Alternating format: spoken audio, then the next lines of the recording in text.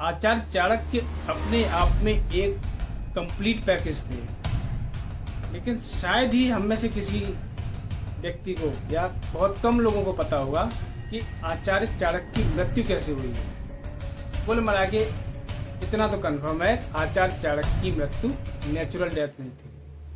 आचार्य चाणक्य ने एक सैनिक पुत्र चंद्रगुप्त मौर्य को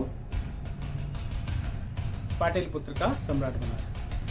चंद्रगुप्त मौर्य एक समय बाद वानप्रस्थ आश्रम ग्रहण कर लेते हैं, यानी अपने राजपाट से संन्यास ले लेते हैं। अब बिंदुसार को जब से पता चला कि उसकी माँ की मृत्यु की वजह आचार्य चाणक्य है, भाई साहब उसके होश उड़ गए। तो पहले के जमाने में अगर लोगों को आत्मदाह भी करना होता था ना, तो वो तपस्या करते थे।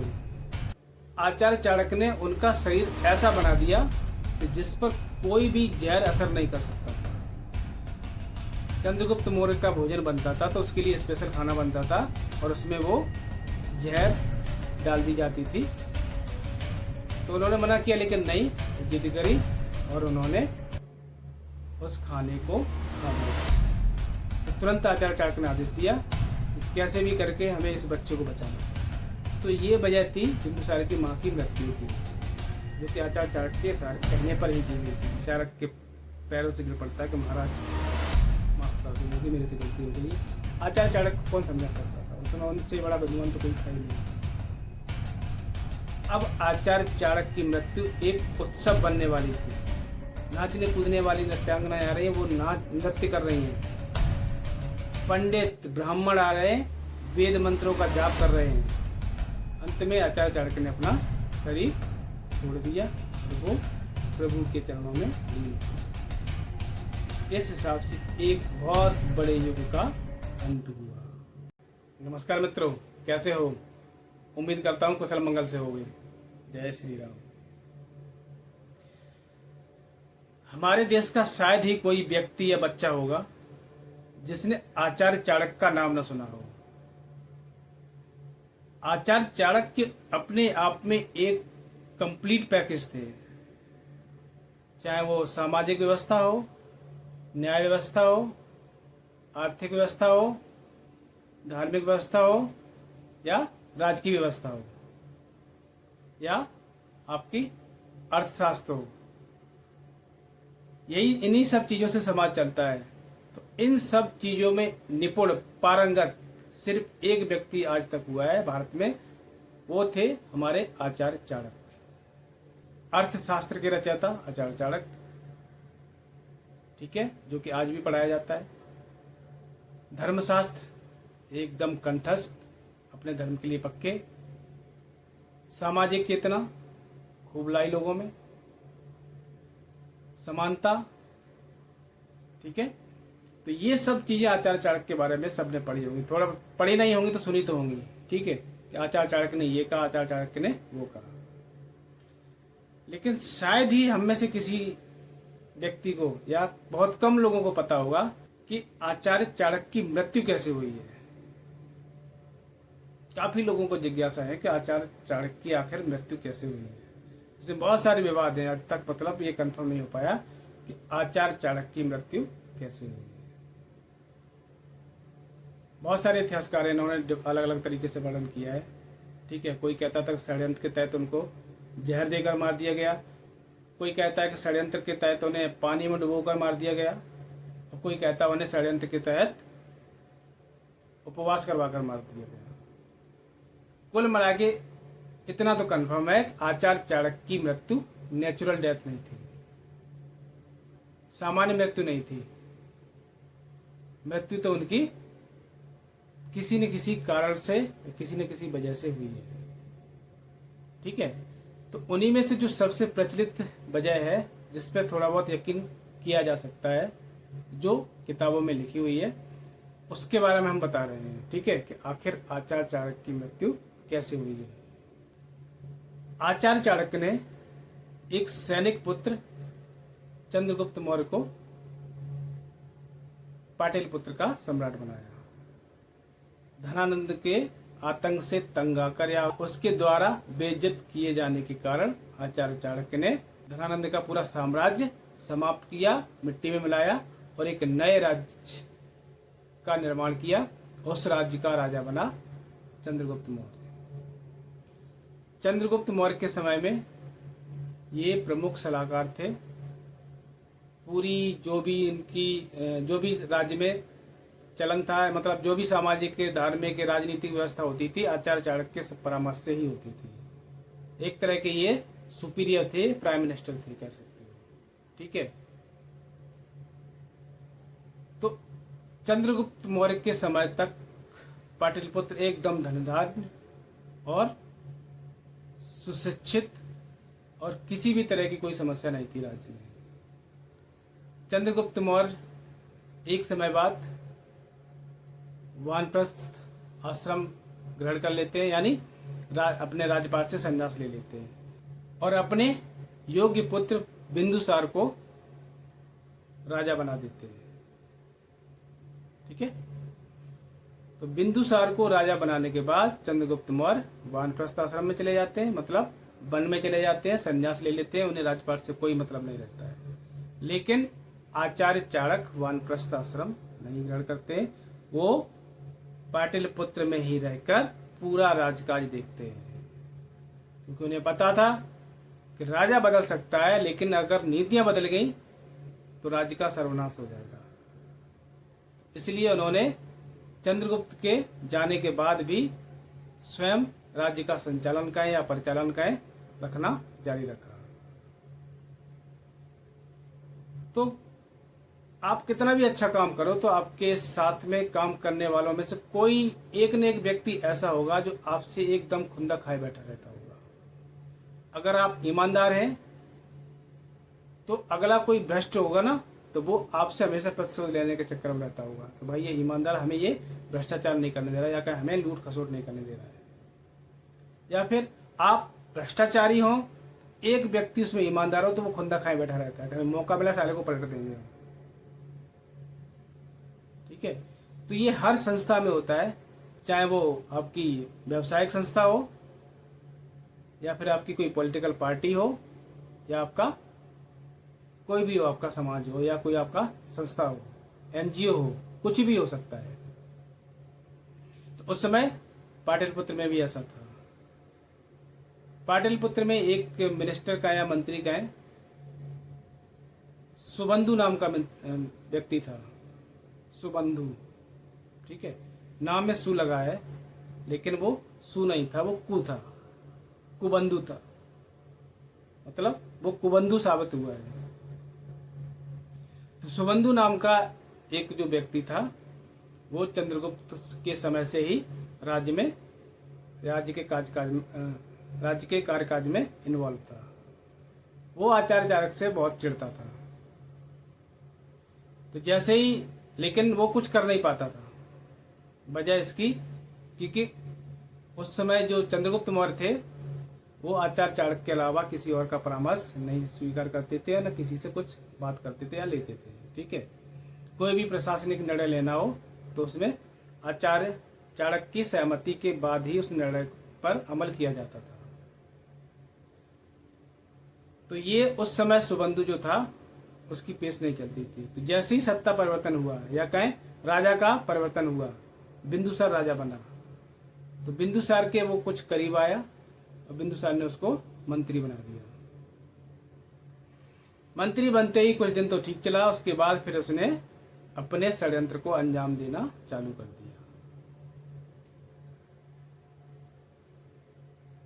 उसको पता था कि जो बिंदुसार है, उनकी मां दुर्धरा, यानी चंद्रगुप्त की धर्मपत्नी दुर्धरा, उनकी मृत्यु के पीछे कहीं न कहीं आचार्य चाणक्य का हाथ है। उसको ये पता था, और वो हाथ क्यों है ये भी पता था उसको।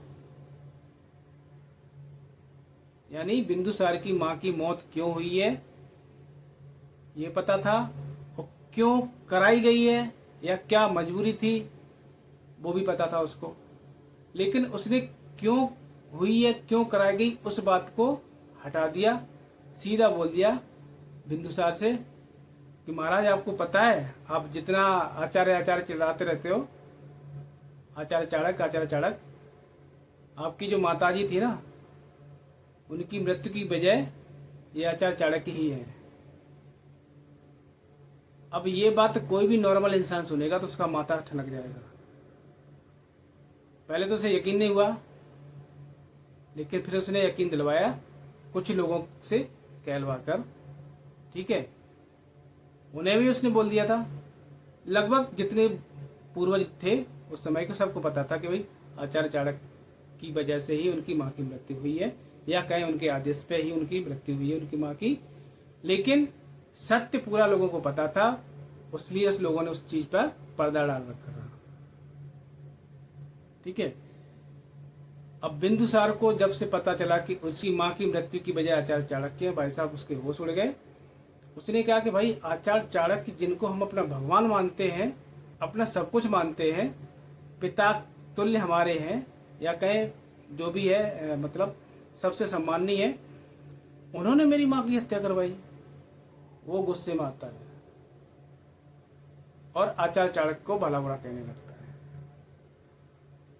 ये बात आचार्य चाणक्य के जो गुप्तचर होते हैं या कहीं उनके सैनिक होते हैं उनको पता लग जाती है, वो आचार्य चाणक्य को बताते हैं। आचार्य चाणक्य समझ गए थे कि भाई इसके कान भर दिए किसी ने। तो आचार्य चाणक्य ने कहा कि महाराज से कहो वो हमसे बात करें, हम उनको पूरी कहानी बताएंगे। लेकिन अगला बंदा सुनने को तैयार ही नहीं था। उसके अंदर एकदम खून खोल गया, खून सवार हो गया, उसके दिमाग में एकदम खून सवार हो गया कि मौत का कातिल खून कैसे रहा है, वो भी हमारे महल में ऐशो आराम से कैसे जी रहा है, हम उसे सजा दे के रहेंगे। आचार्य चाणक्य ये बर्दाश्त नहीं कर पाए। उन्होंने काफी समझाने की कोशिश की, उससे बात करने की कोशिश की, लेकिन वो उसने नहीं सुनी। फिर आचार्य चाणक्य ने सोचा कि भाई जिस राज्य के लिए, जिस राजा के लिए मैं अपना सर्वत्र न्यौछावर करके बैठा हूं, वही मेरे चरित्र पर, मेरी ईमानदारी पर शक कर रहा है, तो फिर मुझे ऐसे राज्य में रहने का कोई हक नहीं है। ऐसे राज्य का, ऐसी जिंदगी से भी हमें कुछ लेना देना नहीं है। और उन्होंने प्रण कर लिया कि अब हम इस शरीर को छोड़ देंगे, मतलब हम आत्मदाह कर देंगे। अब जैसे ही ये बात सम्राट बिंदुसार को पता चली, बिंदुसार के एकदम होश उड़ गए। उसने कहा कि भाई ऐसा कौन सा कातिल है कि भाई जिसको सच्चाई पता चलती वो कह दे कि भाई हम आत्महत्या मतलब करने के लिए जा रहे हैं, आत्मदाह करने के लिए जा रहे हैं। फिर उसका माथा ठनका। उसने कहा कि भाई ये तो मामला गड़बड़ हो गया है। और आचार्य चाणक्य ने क्या किया, उन्होंने तुरंत राजपाट छोड़ा, अपना महल छोड़ा, और वो निकल लिए सुनसान जंगल में जाकर दूर, अपना अन्न जल त्याग दिया और बैठ के तपस्या करने लगे। तो पहले के जमाने में अगर लोगों को आत्मदाह भी करना होता था ना, तो वो तपस्या करते थे। गद्दा रजाई बैठ के ना रोड पे लेटे नहीं रहते थे कि भाई हमने अन्न जल छोड़ दिया, अनशन पर बैठे हैं। वैसा अनशन नहीं करते थे। वो प्रण कर लेते थे कि हमें अब मृत्यु को गोद लेना है तो मृत्यु ही आएगी। फिर नहीं कि कोई बड़ा नेता आया, बड़ा मंत्री आया, महाराज जी को जल पिला दिया, पानी पिला दिया, लो आंदोलन समाप्त हो गया। जो नौटंकी आजकल चल रही है, आजकल तो कम चल रही है, लेकिन चलती थी एक समय 10 साल पहले। दिल्ली में देखा है जो आंदोलन की उपज है। ठीक है, तो वो उस समय नहीं था। आचार्य चाणक्य ने प्रण कर लिया, ठीक है हमें अपना शरीर छोड़ना है, मुझे अब नहीं जीना है इस दुनिया में, क्योंकि इतना मैंने सब कुछ किया इस राज्य के लिए। वही राज्य का राजा हमारे ऊपर लांछन लगा रहा है, हमारी बात भी नहीं सुन रहा है। तो जैसे ही पता चला बिंदुसार को कि आचार्य चाणक्य ने महल छोड़ दिया है और वो राज्य से बाहर चले गए कहीं दूर, मतलब किसी जंगल में जाके आत्मदाह करने की जो भी है कोशिश कर रहे हैं। फिर उसका बिंदुसार का दिमाग सनकता है कि भाई ऐसा क्या हुआ, कहीं मेरे से गलती तो नहीं हुई है। फिर उसका दिमाग के चक्षु खुले। उस समय उसने फिर छानबीन करवाई कि सच्चाई क्या है। संयोग से जिस दासी ने बिंदुसार को जन्म दिया था वो जिंदा थी। फिर वो बुलाई गई, उससे पूछा गया कि आप बताओ सच्चाई क्या है, आखिर क्यों आचार्य चाणक्य ने मेरी मां को मारने का आदेश दिया। फिर उस दाई ने जो बताया उसके बाद बिंदुसार के पसीना पसीना छूट गया और वो अपने किए पर बहुत अफसोस करने लगा। दाई ने बताया कि तुम्हारे जो पिता थे चंद्रगुप्त मौर्य, उनके दुनिया में हजारों दुश्मन थे, यहाँ तक कि उनके घर में भी दुश्मन थे, पल पल पर दुश्मन थे। तो सामने से युद्ध में तो उनसे कोई जीत नहीं सकता था, हाँ पीछे से उनको कुछ खिलाकर जहर वगैरह देकर उनको मारने की कोशिश जरूर कर सकता था। आचार्य चाणक्य ने उनका शरीर ऐसा बना दिया कि जिस पर कोई भी जहर असर नहीं कर सकता था। अब ऐसा शरीर कैसे बन सकता है कि कोई भी जहर आप पे असर न करे? आचार्य चाणक्य भैया हर चीज में नंबर 1 थे, तो औषधि के मामले में भी नंबर 1 थे। तो उन्होंने छानबीन करके जो पढ़ लिख के जो भी उन्होंने अपना ज्ञान से एक ऐसे जहर का पता लगाया कि उस जहर को अगर आप थोड़ा थोड़ा खाओगे ना, तो एक समय पर वो इतना स्ट्रांग हो जाएगा कि आपके शरीर पर कोई भी जहर इंपैक्ट नहीं करेगा। मतलब आचार्य चाणक्य ने रसोइयों को आदेश दिया कि चंद्रगुप्त मौर्य के खाने में जो हम जहर दे रहे हैं उसकी एक लिमिटेड क्वांटिटी है, उतनी मात्रा में उस जहर को देना ही देना है हर खाने में। इससे क्या होगा कि वो जहर मारने की शक्ति शरीर में बहुत ज्यादा आ जाएगी, मतलब दुनिया का कोई जहर उस पर काम नहीं करेगा। तो वही होता था, जब भी चंद्रगुप्त मौर्य का भोजन बनता था तो उसके लिए स्पेशल खाना बनता था, और उसमें वो खाना तो वही होता था नॉर्मल, लेकिन वो उसमें जहर कहें या फिर वो एक तरह की दवा कहें डाल दी जाती थी, ठीक है, जो कि चंद्रगुप्त मौर्य के लिए अमृत थी, वरदान थी। लेकिन अगर कोई और व्यक्ति उसको चख लेगा, खा लेगा, तो फिर वो बच नहीं पाएगा। तो एक बार क्या हुआ, चंद्रगुप्त मौर्य अपनी महारानी दुर्धरा के साथ भोजन कर रहे थे, ठीक है। तो उनके जो सैनिक थे, सैनिकों को जो अंगरक्षक थे, उनको पता था कि इनका भोजन ये, या ध्यान रखना कि कोई इनके भोजन को हाथ ना लगाए। तो एक बार मजाक में, विनोद में महारानी दुर्धरा बोली कि महाराज जी ऐसा क्या है जो आपका खाना कोई और नहीं खा सकता है? तो चंद्रगुप्त मौर्य ने कहा नहीं छोड़ो, कोई बात नहीं, तुम अपना खाना खाओ। वो जिद करने के लिए नहीं कि आप मुझे भी आपका भोजन खाना है, ऐसे आपके भोजन में क्या है? उन्हें नहीं पता था कि इसमें जहर मिलाया जाता है। तो उन्होंने मना किया, लेकिन नहीं, वो जिद करी और उन्होंने उस खाने को खा लिया। तो उस समय जो चंद्रगुप्त मौर्य के आसपास सैनिक रहते थे, उनको पता था कि भोजन को कोई न खाए। वो महारानी जिद करके उसमें से कुछ अंश खा लिया। वो सारा पूरे महल में एकदम सन्नाटा छा गया, एकदम अचंबा छा गया कि महारानी उस समय पेट से थी और लगभग उनका पूरा समय चल रहा था। तुरंत खबर पहुंचाई आचार्य चाणक्य के पास कि ऐसे ऐसे महारानी ने कांड कर दिया, या कहें महाराज का खाना खा लिया। खाना खाते ही वो बीमार पड़ने लगे। आचार्य चाणक्य भागते हुए आए, तुरंत उन्होंने दासी को बुलाया, वैद्यों को बुलाया, वैद्यों से कहा भाई क्या पोजीशन है? तो उन्होंने कहा कि भाई अभी ये नहीं बचेंगे, क्योंकि जहर इतना स्ट्रांग हो गया था जो उसको जो चंद्रगुप्त मौर्य को दिया जाता था कि उसको कोई टच भी कर ले तो वो तुरंत मर जाता था, उल्टा हो गया था। तो आचार्य चाणक्य ने कहा कि भाई अगर ऐसे तो अगर ये मर गई तो ये उनके पेट में जो बच्चा पल रहा वो भी मर जाएगा, हमें तो आगे अपना वंश बढ़ाना है राज्य का, तो क्या करें? उन्होंने कहा कोई उपाय हो तो बचाने का है कोई? तो वैद्यों ने, दासियों ने मना कर दिया कि भाई कोई उपाय नहीं है, इस जहर का कोई काट नहीं है, महारानी का अंत निश्चित है। तो तुरंत आचार्य चाणक्य ने आदेश दिया कि कैसे भी करके हमें इस बच्चे को बचाना है। बच्चा नॉर्मल डिलीवरी से हो नहीं सकता है क्योंकि महारानी बेहोश पड़ी है। तो दाई ने कहा कि महाराज एक ही उपाय है, महारानी का पेट फाड़ के बच्चा निकालना पड़ेगा। आचार्य चाणक्य ने हिम्मत करके कहा कि रानी तो मरी रही है, इनको बचाना मुश्किल है, एक काम करो पेट फाड़ो और बच्चा निकालो, हमें बच्चा जीवित चाहिए। फिर महारानी दुर्धरा का पेट फाड़ा जाता है, पेट फाड़ के बच्चे को निकाला जाता है, यानी बिंदुसार को निकाला जाता है। फिर बच्चे का ट्रीटमेंट होता है, वो बच्चे पर वो इतना जहर असर नहीं करता है, इलाज करने के बाद बच्चा सही हो जाता है, लेकिन ठीक हो जाता, लेकिन महारानी खत्म हो जाती। तो ये वजह थी बिंदुसार की माँ की मृत्यु की। जो कि आचार्य चाणक्य के कहने पर ही की गई थी। इसकी वजह ये थी कि वो मरने वाली थी और बिंदुसार की जान बचाने के लिए उनका पेट फाड़ा गया था। जैसे ये बिंदुसार को पता चली ये बात, तो बगल में खड़ा था वो उनका चुगलखोर सुबंधु, उन्होंने निकाली तलवार और धड़ से उसका कर दिया सर अलग।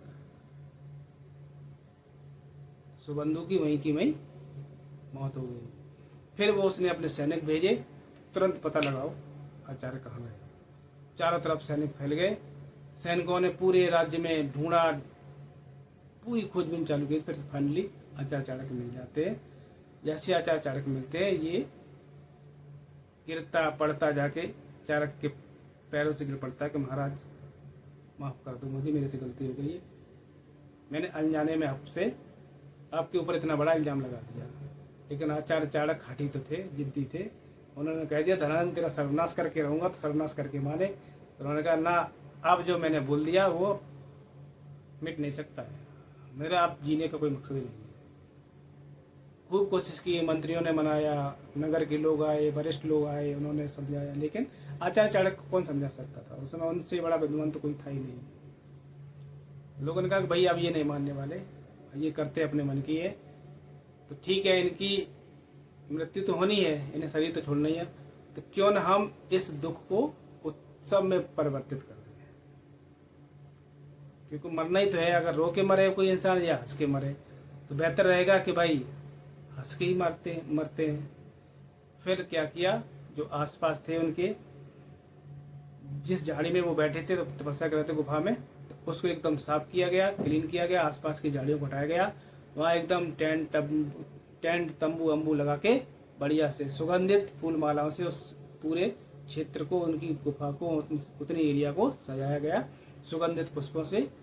ठीक है, इतना ही नहीं, अब आचार्य चाणक्य की मृत्यु एक उत्सव बनने वाली थी। वहां कर्तव्य दिखाने वाले लोग आ गए, तो अपना कर्तव्य दिखा रहे हैं। ढोल मंजीरे वाले आ रहे, ढोल मंजीरे बजा रहे हैं। नाचने कूदने वाली नृत्यांगनाएं आ रही हैं, वो नृत्य कर रही हैं। पंडित ब्राह्मण आ रहे हैं, वेद मंत्रों का जाप कर रहे हैं, महामृत्युंजय जाप कर रहे हैं।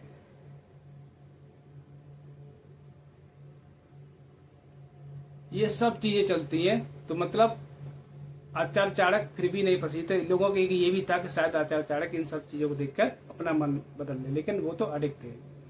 ये सब एकदम उत्सव, सब पूरा उत्सव का माहौल बन गया।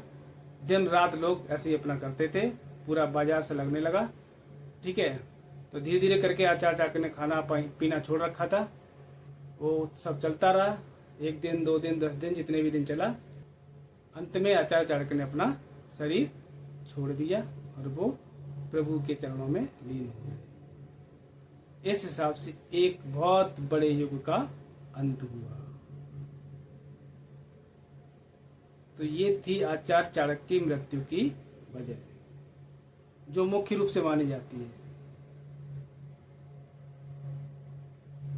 तो इससे सीख ये मिलती है कि अगर आपका कोई बहुत ही विश्वसनीय मित्र है, विश्वसनीय आपका कर्मचारी है, विश्वसनीय आपका सेवक है, या आपका गार्जियन है, अगर उसके खिलाफ कोई व्यक्ति भड़काता है, आपको कुछ गलत बोलता है उसके बारे में, तो पहले उसकी पूरी गहराई में जाकर पड़ताल करो, उसका आरसीए करो, रूट कॉज एनालिसिस करो। आरसीए करने के बाद ही आप उस पर कोई निर्णय लेना है। क्योंकि जब तक आप जड़ में नहीं पहुंचोगे, आपका अहित होने वाला है। विश्वास पात्र व्यक्ति पर कभी भी उंगली अगर कोई उठाता है, तो पहले उसकी जांच पड़ताल करो और ऐसे लोगों से सावधान रहो।